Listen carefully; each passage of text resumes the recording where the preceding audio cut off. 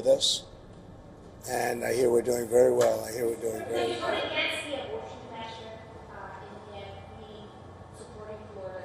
We did a great job in that we brought it back to the states, as you know. I believe in exceptions, as Ronald Reagan did. And we did a great job. We did something that they've wanted to do for 52 years. Yes, please. Mr. President, you talked a lot about if you win, there are tens of millions of Harris supporters who will be upset. What would your plan be to reach out to those people, bring them in? What would your message be? Well, it'll be just that. We want to bring everybody in. We want to be very inclusive, and we will be very inclusive. We have a great country, but we have a country that's in trouble. It's in big trouble in many ways, and we have to straighten it out. We have crime is through the roof. We have people pouring through our borders that are not exactly perfect. They come out of prisons. 13,000 people convicted of murder. We don't need this in our country. We have enough difficulty. We don't need that. So I think people saw that. And it just seems that the conservatives are voting very powerfully. Looking back, just finish it up. how are you feeling? Nervous, anxious? No, I feel very confident. I have felt. You know, we went in with a very big lead today, and it looks like Republicans have shown up in force. So we'll see how it turns out. But it seems that they have really shown up in force. I just got a call from Dan Patrick in Texas. He said they've never seen anything like it. It's been very good. Looking back, is there anything you would do differently about your campaign? Do anything you regret about entering this campaign? Look, regrets. You always have regrets. I can't think of any, to be honest, to use her expression. I can't think of any. Look, I ran a great campaign. I think it was maybe the best of the three. We did great in the first one. We did much better in the second one, but something happened. And this was the best. I would say this was the best campaign we ran. President Trump, do you accept the possibility that you and Vice President Harris both might not get to 270 electoral votes by the end of tonight? It should never happen. A thing like that should never happen. This election should be over. They spend all this money on machines. And frankly, if they'd use paper ballots, it would be over by 10 o'clock. And by the way, the paper ballots would cost 8%. It would be 8% of the cost. If they would use paper ballots, voter ID, proof of citizenship, and one-day voting, it would all be over by 10 o'clock in the evening. It's crazy. They use these very expensive computers, and I'm hearing in Pennsylvania they won't have an answer till 2 or 3 days from now. I think it's an absolute outrage if that's the case. Now, maybe it'll be later, but it's paper ballots in France. They went paper ballots because the mail-in was not working. It was corrupt. And in France, they went paper ballots. And at 10 o'clock in the evening, they had 37 million votes counted and done. They had a winner, they had a loser. And in this country, I mean, I'm just hearing that in certain states, it's going to be a long time. And it won't even be close. It won't even be that close. They say, I'm going to win the state, but it's going to take a long time to certify it. Could you see a world where you don't declare victory tonight? Yeah, I mean, I'm hearing the same things that you're hearing. I'm hearing states where I'm up by a lot, but they won't have a final number for a long time. What are your plans for tonight in terms of watching the results and so forth? So we're going to have a very special group of people, many of whom you know, and they'll be at Mar-a-Lago. In addition, we'll have 4,000 or 5,000 people at the convention center. On the assumption I win, I mean, I don't know if something else happens. I don't know what's going to happen in terms of declaring victory, but if in normal times I would go over to the convention center, let's say at 10 o'clock or 11 o'clock or something, but I just don't know. It looks like we have a very substantial lead. It looks like we have many more Republicans voting today than Democrats, so if you have a lead and we have a bigger vote, that means you're doing very well, but they have to call a winner. They should, and they should call a winner, yes. Just stop talking about that. Go ahead. Oh, I don't know. I was honored to get Joe Rogan last night. I mean, Joe Rogan's a big deal. He's a very respected person. And I must tell you, Megan was fantastic. She got up and said some things that were really pretty amazing. But before that, I just think we ran a good campaign. I had good policy. We want people to come into our country, but they have to come in legally. You know, we want strong borders, and we want people to come in. We want to be totally inclusive, but they have to come in. I think that was a big issue. To me, that was the biggest issue. I may be wrong. You know, a lot of people said inflation. Inflation's a disaster, but I think it's a second issue. I think the first is the border. We can't allow criminals to be put back into our country or to be put into our country. So you have 13,000 plus murderers allowed to roam in our country. Not going to be allowed. They have to go. You have drug dealers. You have terrorists. You have a tremendous amount of people that should not be in our country, and we need strong borders in this country. And I think people are voting. And I think it's personally, I think it's the number one issue. We'll see how it pans out, but I think it's the number one issue.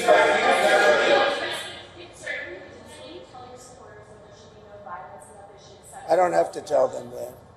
I don't have to tell them that there'll be no violence. Of course there'll be no violence. My supporters are not violent people. I don't have to tell them that. And I certainly don't want any violence, but I certainly don't have to tell. These are great people. These are people that believe in no violence.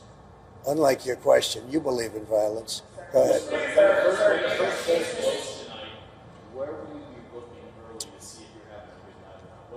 Well, I think I'll be at Mar-a-Lago for the most part. We have a lot of political professionals. I'm going over now with Melania, who I'm very proud of. She's got the #1 bestseller. Can you believe that? He can believe it. But so we're very proud of the job she's done with that. Her book is #1. But we're going to go over to the office in West Palm, and we're going to say hello to the workers. They've worked very hard. Will Georgia kind of be your first indication of whether it's going to be? I think so. I mean, I hear we're doing very well there in Georgia. I hear we're doing very well. I hear we're doing very well everywhere. Now, I may regret that statement, but I'm hearing that we're doing very well everywhere. Would you go louder? No,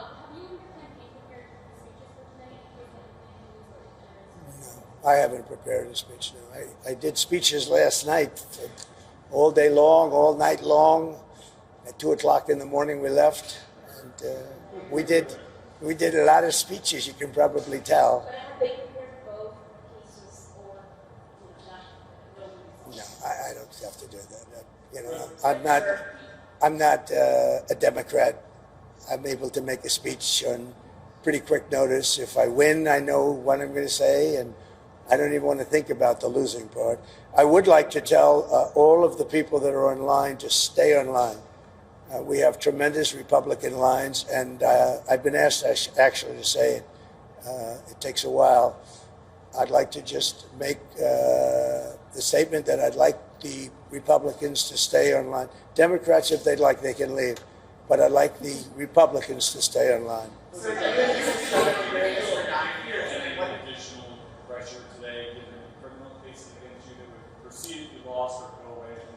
I have no pressure whatsoever. I'm winning big cases. Those cases are all being won. The biggest case was the Florida case, and it's been won. I appreciate your nice question. Sir, you and Mrs. Trump have been doing No this pressure whatsoever. for 9 years. Regardless of what happens tonight, is this your last campaign? Are you done after this? Yeah, I would think so. I mean, I would think so. How do you feel about it? Sad and very fulfilled. I think we're going to have a very big victory today. Mrs. Trump, how are you feeling? Very good, thank you.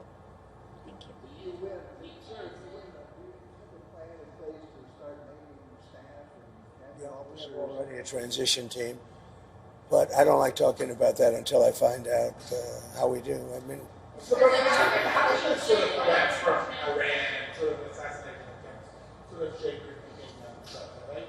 well, it doesn't. Look, we're not looking to do damage to Iran, but they can't have a nuclear weapon. That's my terms are very easy. They can't have a nuclear weapon. I'd like them to be a very successful country, but they just can't have a nuclear weapon. Does it change the way you live? All the threats and Well, I think Secret Service has been a little bit tougher, to put it mildly. I see more machine guns than I've ever seen in my life. We're surrounded by, I feel very confident with Secret Service. I think they've stepped up. Look, for a long time, they didn't give us the help. They didn't give us the assets, as they say, the manpower, woman power. They didn't give it to us. And we'd have rallies. You saw the rallies, 50, 60,000 people. And I'd have less people than Joe Biden, who had 5 people show up. And I'd have 55,000 people show up, and I had fewer people than him.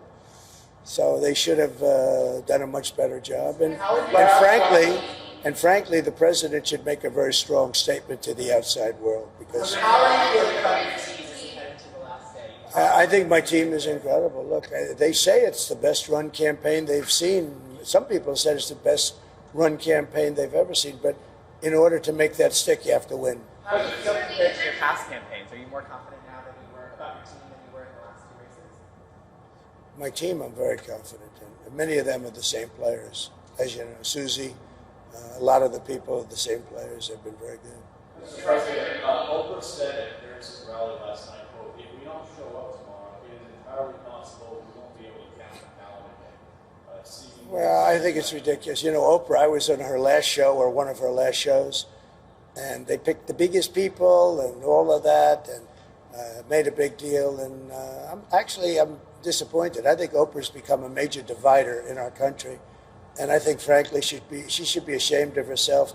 And you know who else should be ashamed? Fox, because I've seen Oprah on Fox about 50 times making the same statement, and I think it's a disgrace what Fox does, because everyone thinks Fox is so pro-Trump. They're not pro-Trump at all.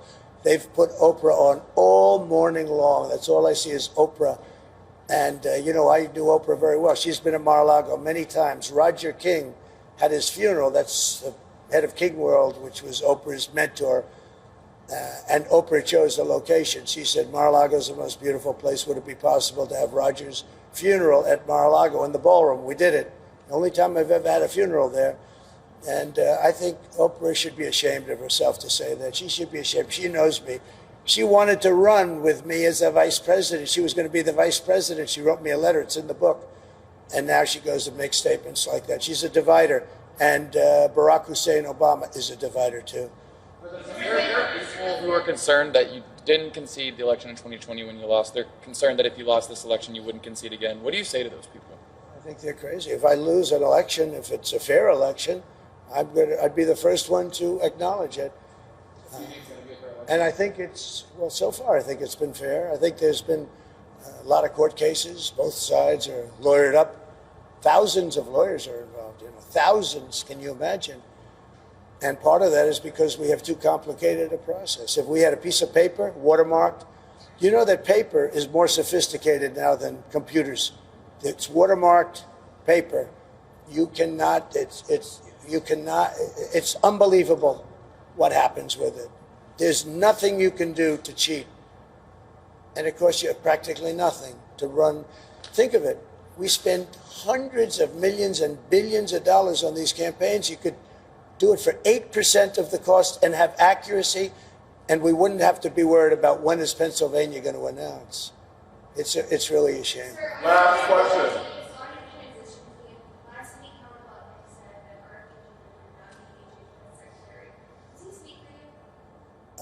Well, he knows exactly what, but that's only based on what RFK told. I don't think RFK wanted that. You're talking about Health and Human Services.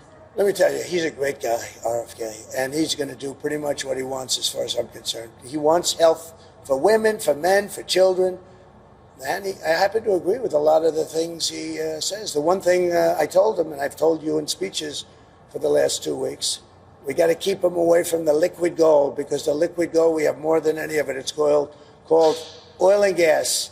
That one I'm going to handle. Well, I'd be honored to have him. Now, I haven't spoken to Howard about that, but look, if you think of it, he came in third, in running for president, right? He ran a very good race. He had obstacles. The Democrats just really unfairly put obstacles up, and Henson Kennedy left the Democrat Party for the Republicans. Now, he's a very smart guy. He's a very caring guy. He's very popular, too. We get up and introduce him. The place goes wild. No, we love having him. And you know who else we love having? Elon. He's been great. And everybody, look, everybody. Getting Joe Rogan last night and Megyn Kelly. This is very inclusive. This is a movement.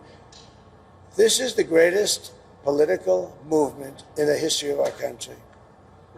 And even you people, and some of you are fair sometimes, but it's the greatest movement in the history of our country, and I've made that statement 1,000 times. It has never been challenged.